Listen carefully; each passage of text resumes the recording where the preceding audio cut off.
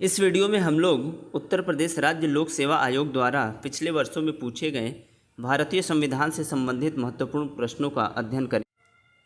पहला क्वेश्चन है, किसने कहा था संविधान सभा कांग्रेस थी और कांग्रेस भारत था? ऑप्शन ए है ऑस्टिन, बी है CR एटली, सी है विंस्टन चर्चिल, डी है लॉर्ड माउंटबेटन। इसका सही आंसर है ऑप्शन ए ऑस्टिन, अर्थात ग्रेनविल ऑस्टिन ने कहा था संविधान सभा कांग्रेस थी और कांग्रेस भारत था। इसके अन्य ऑप्शन की बात करें तो CR एटली अर्थात क्लीमेंट एटली, और क्लीमेंट एटली ये ब्रिटेन के प्रधानमंत्री थे।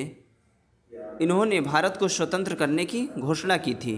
तो भारत को स्वतंत्र करने की घोषणा क्लीमेंट एटली ने की थी। अगला है विंस्टन चर्चिल, और विंस्टन चर्चिल ने द्वितीय गोलमेज सम्मेलन के दौरान महात्मा गांधी को अर्धनग्न फ़कीर कहा था। तो महात्मा गांधी को अर्धनग्न फ़कीर कहा था विंस्टन चर्चिल ने। अगला है लॉर्ड माउंटबेटन, और लॉर्ड माउंटबेटन ये स्वतंत्र भारत के प्रथम गवर्नर जनरल एवं अंतिम ब्रिटिश वायसराय थे। तो स्वतंत्र भारत के प्रथम गवर्नर जनरल तथा अंतिम ब्रिटिश वायसराय थे लॉर्ड माउंटबेटन। वहीं स्वतंत्र भारत के प्रथम और अंतिम भारतीय गवर्नर जनरल की बात करें तो चक्रवर्ती राजगोपालाचारी स्वतंत्र भारत के प्रथम और अंतिम भारतीय गवर्नर जनरल थे। क्वेश्चन है, निम्नलिखित में से कौन सा भारतीय संविधान के अनुसार सुमेलित नहीं है? ऑप्शन ए है पंचायतें भाग 9, नगर पालिकाएँ भाग 9 क, सी है सहकारी समितियां भाग 9 ख, डी है अधिकरण भाग 10। इसका सही आंसर है ऑप्शन डी, अर्थात अधिकरण की बात भाग 9 में के अंतर्गत नहीं बल्कि भाग 14 क के अंतर्गत की गई है, और भाग 10 में अनुसूचित जाति, अनुसूचित और जनजातीय क्षेत्र की बात की गई है। तो भाग 10 के अंतर्गत अनुसूचित और जनजातीय क्षेत्र का वर्णन है। वहीं अधिकरण भाग 14 क के अंतर्गत अधिकरण को रखा गया है। अन्य ऑप्शन की बात करें तो भाग 9 के अंतर्गत पंचायतों का वर्णन है, वहीं भाग 9 क के अंतर्गत नगर पालिकाओं का वर्णन है, और भाग 9 ख के अंतर्गत सहकारी समितियों का वर्णन है। अगला क्वेश्चन है, भारतीय संविधान सभा के प्रारूप समिति के अध्यक्ष ऑप्शन ए है डॉक्टर राजेंद्र प्रसाद थे, बी है जवाहरलाल नेहरू थे, सी है डॉक्टर VR अम्बेडकर थे, डी है पुरुषोत्तम दास टंडन थे। इसका सही आंसर है ऑप्शन सी, अर्थात डॉक्टर VR अम्बेडकर प्रारूप समिति के अध्यक्ष थे। इसके अन्य ऑप्शन की बात करें तो डॉक्टर राजेंद्र प्रसाद झंडा समिति के अध्यक्ष थे, वहीं जवाहरलाल नेहरू संघ शक्ति समिति और संघीय संविधान समिति के अध्यक्ष थे। तो डॉक्टर राजेंद्र प्रसाद झंडा समिति के अध्यक्ष थे और जवाहरलाल नेहरू संघ शक्ति समिति और संघीय संविधान समिति के अध्यक्ष थे। वहीं प्रारूप समिति के अध्यक्ष थे डॉक्टर VR अम्बेडकर। अब प्रारूप समिति की बात करें तो प्रारूप समिति का गठन 29 अगस्त 1947 को हुआ था। तो 29 अगस्त 1947 को प्रारूप समिति का गठन हुआ था और इसके अध्यक्ष डॉक्टर VR अम्बेडकर बनाए गए थे, और इस समिति में कुल 7 सदस्य थे। तो प्रारूप समिति के में कुल 7 सदस्य थे। अगला क्वेश्चन है, संविधान सभा द्वारा भारतीय संविधान को स्वीकृत किया गया। ऑप्शन ए है 15 अगस्त 1947 को, बी है 30 जून 1948 को, सी है 26 नवंबर 1949 को, डी है 26 जनवरी 1950 को। इसका सही आंसर है ऑप्शन सी, अर्थात 26 नवंबर 1949 को भारतीय संविधान को स्वीकृत किया गया था। वहीं 26 जनवरी 1950 को भारतीय संविधान को पूर्ण रूप से लागू किया गया था। तो 26 नवंबर 1949 को भारतीय संविधान को स्वीकृत किया गया, जबकि 26 जनवरी 1950 को भारतीय संविधान को पूर्ण रूप से लागू किया गया। अगला क्वेश्चन है, नागरिकता से संबंधित प्रावधान संविधान के किस भाग में है? ऑप्शन ए है भाग 1 में, बी है भाग 3 में, सी है भाग 2 में, डी है भाग 4 में। इसका सही आंसर है ऑप्शन सी, अर्थात भाग 2 में नागरिकता से संबंधित प्रावधान है। इसके अन्य ऑप्शन की बात करें तो भाग 1 में भारतीय संघ एवं उसके राज्य क्षेत्र का वर्णन है, वहीं भाग 3 में मूल अधिकारों का प्रावधान किया गया है और भाग 4 में राज्य के नीति निर्देशक तत्वों का प्रावधान है। तो भारतीय संविधान के भाग 2 में नागरिकता से संबंधित प्रावधान है। वहीं भाग 1 में भारतीय संघ एवं उसके राज्य क्षेत्र का वर्णन है। भाग 3 में मूल अधिकारों का प्रावधान है और भाग 4 में राज्य के नीति निर्देशक तत्वों का प्रावधान है। अगला क्वेश्चन है, भारतीय संविधान के आरंभ में कितने अनुच्छेद थे?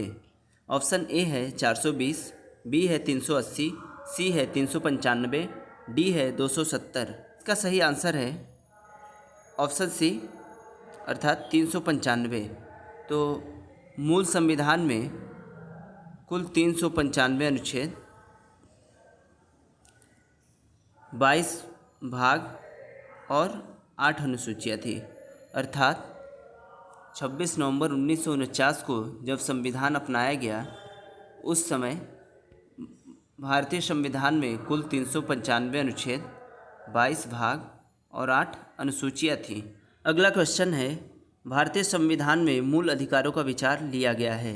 ऑप्शन ए है ब्रिटेन के संविधान से, बी है आयरलैंड के संविधान से, सी है रूस के संविधान से, डी है अमेरिका के संविधान से। इसका सही आंसर है ऑप्शन डी अर्थात अमेरिका के संविधान से। तो अमेरिका के संविधान से मूल अधिकारों का प्रावधान लिया गया है। अन्य प्रावधानों की बात करें तो न्यायिक पुनराविलोकन, संविधान की सर्वोच्चता, महाभियोग की प्रक्रिया तथा उपराष्ट्रपति का पद, ये सारे प्रावधान अमेरिका के संविधान से लिए गए हैं। अन्य ऑप्शन की बात करें तो ब्रिटेन के संविधान से संसदीय शासन प्रणाली, संसदीय विशेषाधिकार, विधि का शासन तथा एकल नागरिकता, ये सारे प्रावधान ब्रिटेन के संविधान से लिए गए हैं। आयरलैंड के संविधान से राज्य के नीति निर्देशक तत्व तथा राष्ट्रपति द्वारा राज्यसभा में मनोनीत सदस्य, ये प्रावधान आयरलैंड के संविधान से लिए गए हैं। वहीं रूस के संविधान से मूल कर्तव्य का प्रावधान रूस के संविधान से लिया गया है। अगला क्वेश्चन है, भारत के संविधान निर्मात्री सभा के अध्यक्ष कौन थे?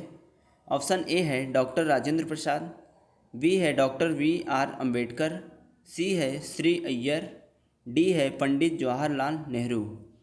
इसका सही आंसर है ऑप्शन ए अर्थात डॉक्टर राजेंद्र प्रसाद को संविधान निर्मात्री सभा का अध्यक्ष चुना गया था। तो संविधान सभा की प्रथम बैठक 9 दिसंबर 1946 को हुई थी।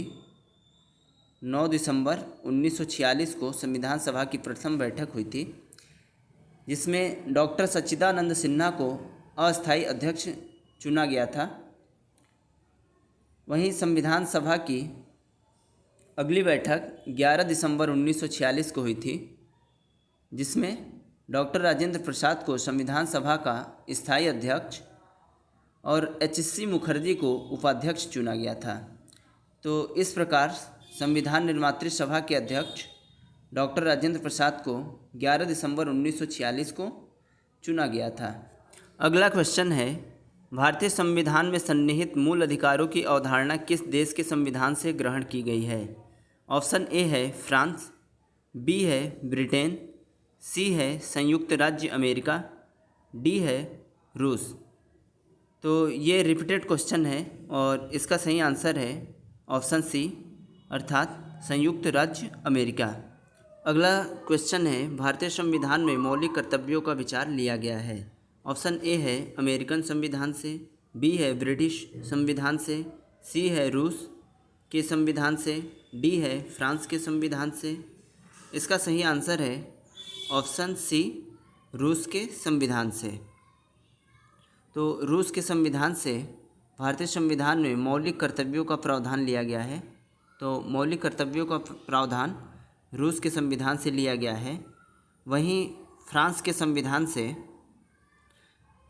संविधान से गणतंत्रात्मक व्यवस्था का प्रावधान फ्रांस के संविधान से लिया गया है। वहीं संविधान के प्रस्तावना में सम्मिलित स्वतंत्रता, समानता और बंधुत्व का सिद्धांत भी फ्रांस के संविधान से लिया गया है। अगला क्वेश्चन है, निम्नलिखित में से कौन संविधान सभा का संवैधानिक सलाहकार था? ऑप्शन ए है डॉक्टर बी.आर. अम्बेडकर, बी है के.एम. मुंशी, सी है वी.एन. राव, डी है टी.टी. कृष्णामाचारी। तो इसका सही आंसर है ऑप्शन सी, वी.एन. राव। तो वी.एन. राव को संविधान सभा का संवैधानिक सलाहकार नियुक्त किया गया था। अगला क्वेश्चन है, निम्नलिखित में से कौन एक सही सुमेलित नहीं है? ऑप्शन ए है नागरिकता भाग 2, ऑप्शन बी है संघ राज्य क्षेत्र भाग 7, ऑप्शन सी है नगर पालिकाएँ भाग 9A, ऑप्शन डी है निर्वाचन भाग 15। तो इसका सही आंसर होगा ऑप्शन बी, अर्थात संघ राज्य क्षेत्र का प्रावधान भाग 7 में नहीं बल्कि भाग 8 में है। तो संघ राज्य क्षेत्र का प्रावधान संविधान के भाग 8 में किया गया है। वहीं नागरिकता का प्रावधान भाग 2 में है, ये सही है। और भाग 9A में नगर पालिका का प्रावधान है और भाग 15 में निर्वाचन का प्रावधान है। वहीं संघ राज्य क्षेत्र का प्रावधान भाग 8 में किया गया है। अगला क्वेश्चन है, आर्थिक नियोजन भारतीय संविधान की किस सूची में सम्मिलित है? ऑप्शन ए है संघ सूची, बी है राज्य सूची, सी है समवर्ती सूची, डी है विशेष सूची। इसका सही आंसर है ऑप्शन सी, समवर्ती सूची। तो आर्थिक नियोजन भारतीय संविधान की समवर्ती सूची में सम्मिलित है। संविधान की 7वीं अनुसूची में विधि निर्माण की जो प्रक्रिया है या विधि निर्माण के विषयों को केंद्र और राज्य के मध्य 3 सूचियों में बांटा गया है, संघ सूची, राज्य सूची और समवर्ती सूची। तो कानून निर्माण के विषयों को केंद्र और राज्य के मध्य 3 सूचियों के अंतर्गत बांटा गया है, संघ सूची, राज्य सूची और समवर्ती सूची। संघ सूची पर कानून बनाने की जो शक्ति है वो सिर्फ संसद के पास है। तो संघ सूची पर कानून बनाने की शक्ति सिर्फ सांसद को है और संघ सूची में वर्तमान में कुल 100 विषयों को सम्मिलित किया गया है। वहीं राज्य सूची पर कानून बनाने का अधिकार या कानून बनाने की शक्ति राज्य के विधानमंडल के पास है और राज्य सूची में वर्तमान में कुल 61 विषय हैं। वहीं समवर्ती सूची पर कानून बनाने का अधिकार राज्य की विधायिका एवं संसद दोनों कानून बना सकती हैं। तो समवर्ती सूची पर राज्य की विधायिका एवं सांसद दोनों कानून बना सकती हैं और इसके अंतर्गत कुल वर्तमान में 52 विषय सम्मिलित हैं। अगला क्वेश्चन है, भारत में राजनैतिक सत्ता का प्रमुख स्रोत कौन है? ऑप्शन ए है जनता, बी है संविधान, सी है संसद, डी है राष्ट्रपति। तो इसका सही आंसर है ऑप्शन ए, अर्थात जनता। तो भारत में राजनैतिक सत्ता का प्रमुख स्रोत जनता है। अगला क्वेश्चन है, सूची 1 का सूची 2 के साथ सुमेलित कीजिए तथा दिए गए कोड से सही उत्तर का चयन कीजिए। सूची 1 में दे रखा है 7वीं अनुसूची, 8वीं अनुसूची, 9वीं अनुसूची, 10वीं अनुसूची। सूची 2 के अंतर्गत भाषाएं, धर्म परिवर्तन के आधार पर निरर्हता, संघ राज्य तथा समवर्ती सूचियाँ, कुछ अधिनियमों का विधि मान्यकरण। तो 7वीं सूची के अंतर्गत संघ, राज्य तथा समवर्ती सूचियाँ सम्मिलित हैं। तो 7वीं सूची में संघ तथा राज्य के मध्य शक्तियों को विभाजित किया गया है तथा इसी के अंतर्गत 3 सूचियाँ दी गई हैं। वहीं 8वीं अनुसूची के अंतर्गत भाषाओं को सम्मिलित किया गया है। 9वीं अनुसूची के अंतर्गत कुछ अधिनियमों का विधि मान्यकरण किया गया है और 10वीं अनुसूची में धर्म परिवर्तन के आधार पर, यहाँ पर धर्म गलत प्रिंट हो गया है, गलत प्रिंट है। धर्म की जगह पे दल। तो 10वीं अनुसूची के अंतर्गत दल परिवर्तन के आधार पर निरर्हता की बात की गई है। इस प्रकार ए का जो ए है वो 3 से, और बी अर्थात 8वीं अनुसूची में भाषाओं को सम्मिलित किया गया है तो बी 1, और सी 9वीं अनुसूची में कुछ अधिनियमों का विधि मान्यकरण किया गया है अर्थात 4, और डी में जो है वो 2 से मैच कर रहा अर्थात दल परिवर्तन के आधार पर निरर्हता। इस प्रकार हमारा ऑप्शन डी सही है। अगला क्वेश्चन है, सूची 1 का सूची 2 के साथ सुमेलित कीजिए तथा दिए गए कूट से सही उत्तर का चयन कीजिए। सूची 1 के अंतर्गत संविधान का भाग 15, बी है संविधान का भाग 16, सी है संविधान का भाग 17, डी है संविधान का भाग 18। सूची 2 के अंतर्गत ए है आपात उपबंध, बी है राजभाषा, सी है कुछ वर्गों के संबंध में विशेष उपबंध, और डी है निर्वाचन। तो संविधान के भाग 15 के अंतर्गत निर्वाचन को सम्मिलित किया गया है, तो अतः ए जो है वो 4 से मैच कर रहा। वहीं संविधान के भाग 16 के अंतर्गत कुछ वर्गों से संबंधित विशेष प्रावधान दिए गए हैं, तो जो बी है वो 3 से मैच कर रहा। तो संविधान का भाग 16 के अंतर्गत कुछ वर्गों के संबंध में विशेष उपबंध दिए गए हैं। वहीं संविधान के भाग 17 के अंतर्गत ये राजभाषा दिया गया है। तो संविधान के भाग 17 के अंतर्गत राजभाषा का प्रावधान दिया है। वहीं संविधान के भाग 18 के अंतर्गत अपवाद उपबंध का प्रावधान है। इस प्रकार जो ए है संविधान का भाग 17, ये संविधान का भाग 15 ये 4 से मैच कर रहा अर्थात निर्वाचन से, और बी अर्थात संविधान का भाग 16 कुछ वर्गों के संबंध में विशेष उपबंध की बात करता है अर्थात सी अर्थात 3 से मैच कर रहा। वहीं सी संविधान का भाग 17 ये राजभाषा से संबंधित है, तो ये 2 से मैच कर रहा, और डी संविधान का भाग 18 जिसमें आपात उपबंध की बात की गई है, और ये 1 से मैच कर रहा। इस प्रकार हमारा ऑप्शन बी सही आंसर होगा। अगला क्वेश्चन है, भारतीय संविधान का कौन सा भाग भारत संविधान की आत्मा कहलाता है? ऑप्शन ए है मूल अधिकार, बी है राज्य की नीति निर्देशक तत्व, ऑप्शन सी है उद्देशिका, डी है संवैधानिक उपचारों का अधिकार। तो इसका सही आंसर है ऑप्शन सी अर्थात उद्देशिका को भारतीय संविधान की आत्मा कहा जाता है। वहीं ऑप्शन डी की बात करें तो डॉक्टर भीमराव अंबेडकर ने संवैधानिक उपचारों के अधिकार को यह संविधान की आत्मा कहा था।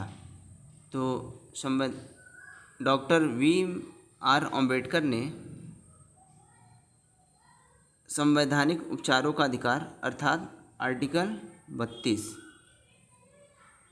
32 को संविधान की आत्मा कहा। तो भारतीय संविधान की आत्मा उद्देशिका को कहा जाता है, उद्देशिका या प्रस्तावना। वहीं डॉक्टर BR अम्बेडकर ने संवैधानिक उपचारों का अधिकार अर्थात आर्टिकल 32 को संविधान की आत्मा कहा। क्वेश्चन है, समाजवादी शब्द उद्देशिका में जोड़ा गया। ऑप्शन ए है 42वें संशोधन द्वारा, बी है 44वें संशोधन द्वारा, सी है 52वें संशोधन द्वारा, डी है उपरोक्त में से कोई नहीं। इसका सही आंसर है ऑप्शन ए अर्थात 42वें संशोधन द्वारा। तो 42वें संशोधन 1976 के द्वारा संविधान की प्रस्तावना में 3 नए शब्द समाजवादी, पंथनिरपेक्ष तथा अखंडता, ये 3 नए शब्द जोड़े गए थे। 42वें संशोधन की बात करें तो सरदार स्वर्ण सिंह समिति की सिफारिश पर 1976 में 42वें संविधान में 42वां संशोधन किया गया। इसे लघु संविधान की संज्ञा भी दी जाती है। अन्य ऑप्शन की बात करें तो 44वां संशोधन 1978 में हुआ, जिसके अंतर्गत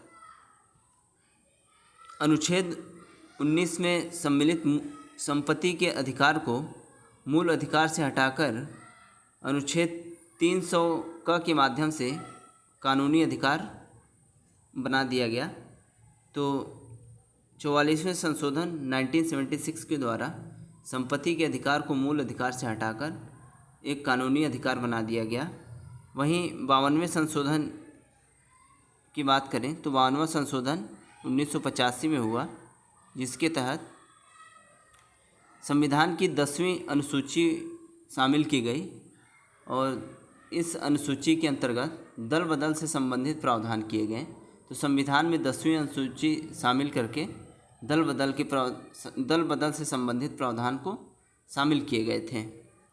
अगला क्वेश्चन है, वित्त विधेयकों के बारे में विशेष उपबंध किस अनुच्छेद के अंतर्गत किया गया है? ऑप्शन ए है अनुच्छेद 117, बी है अनुच्छेद 119, सी है अनुच्छेद 121, डी है अनुच्छेद 123। इसका सही आंसर है ऑप्शन ए अनुच्छेद 117, अर्थात अनुच्छेद 117 के अंतर्गत वित्त विधेयकों के बारे में विशेष उपबंध किया गया है।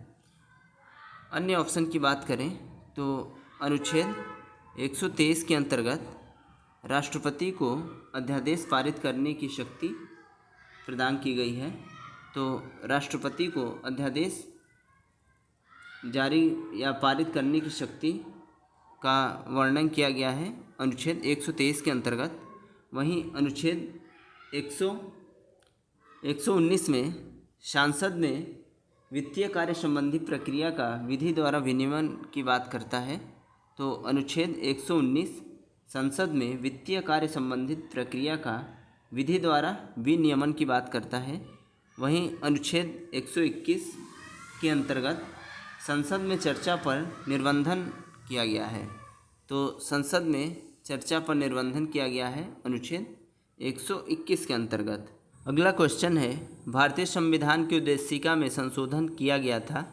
ऑप्शन ए है 17वें संशोधन द्वारा, बी है 24वें संशोधन द्वारा, सी है 42वें संशोधन द्वारा, डी है 44वें संशोधन द्वारा। तो इसका सही आंसर है ऑप्शन सी 42वें संशोधन द्वारा। तो 42वें संशोधन 1976 के द्वारा भारतीय संविधान की उद्देशिका में संशोधन किया गया। और अगला क्वेश्चन है, एक राज्य को संघ में सम्मिलित करने अथवा नए राज्यों की स्थापना करने की कार्यपालिकीय शक्ति निम्नलिखित में से किसे प्राप्त है? ऑप्शन ए है संसद को, बी है लोकसभा को, सी है राजनीतिक दलों को, डी है केंद्र सरकार को।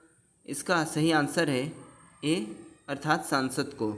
सांसद को किसी राज्य को संघ में सम्मिलित करने अथवा नए राज्यों की स्थापना करने की कार्यपालिकी शक्ति प्रदान की गई है। अगला क्वेश्चन है, गणतंत्रीय अवधारणा से संबंधित निम्नलिखित में से कौन एक नहीं है?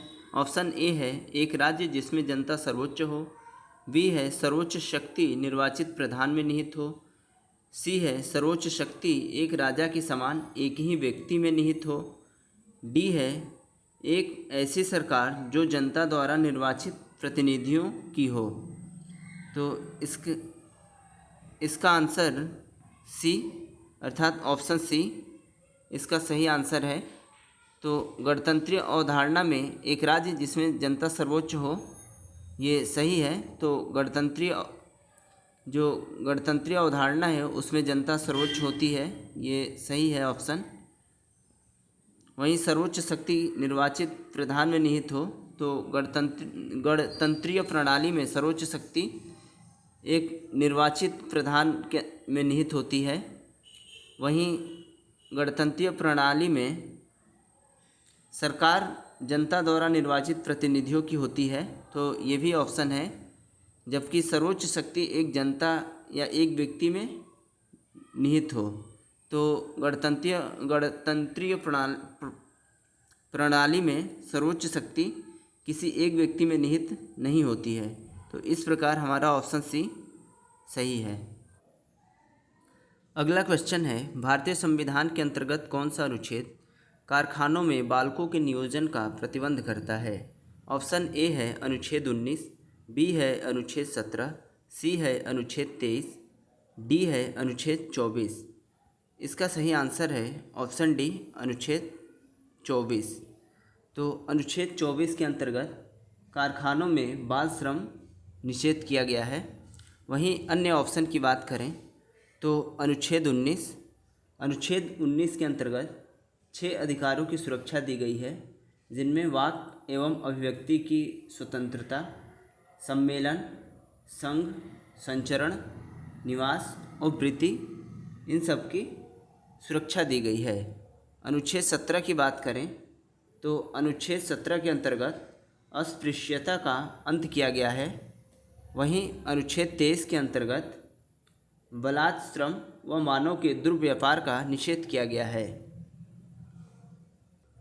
अगला क्वेश्चन है, भाषाई आधार पर राज्यों का पुनर्गठन किस वर्ष में किया गया था? ऑप्शन ए है 1947 में, बी है 1951 में, सी है 1956 में, डी है 1966 में। इसका सही आंसर है ऑप्शन सी अर्थात 1956 में। तो भाषाई आधार पर राज्यों का पुनर्गठन 1956 में किया गया था, जिसके अंतर्गत आंध्र प्रदेश भाषाई आधार पर गठित पहला राज्य था। वीडियो यहीं पे समाप्त करते हैं। हमारा ये वीडियो आपको कैसा लगा, अपना महत्वपूर्ण सुझाव कमेंट करें। Thank you.